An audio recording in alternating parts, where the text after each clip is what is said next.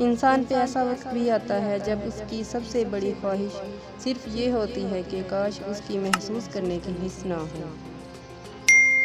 जो नहीं है उसके बारे में सोचने से बेहतर है कि जो है उसको एंजॉय करें। जो और जितना आपके पास है, अगर आप उसमें खुश हैं तो आपके पास ज़रूरत की हर चीज़ मौजूद है।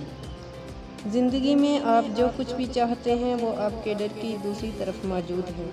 इसलिए कुछ हासिल करने के लिए सबसे पहले अपने अंदर के डर को ख़त्म करें।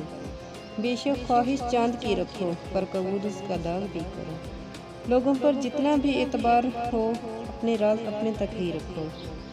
अहम बात यह है कि हर हाल में पुरसकून रहने की कोशिश करें।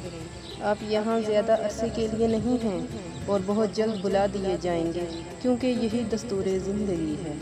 तुम पर लाजिम है कि तुम उस वक्त हंसना सीखो जब तमाम लोग तुमसे रोने की उम्मीद लगाए बैठे हों। घर के अंदर जी भर के रो लेना, लेकिन दरवाज़ा हमेशा हंस कर खोलना, क्योंकि लोगों को जब पता चलेगा कि आप टूट चुके हैं तो लोग आपको लूट लेंगे। कभी मजाक में भी अपने प्यार से तुम उसके हिस्से का दर्द मांगो और वो मुस्कुराते हुए इनकार कर दे, तो समझ लेना कि उसका प्यार एकदम सच्चा है।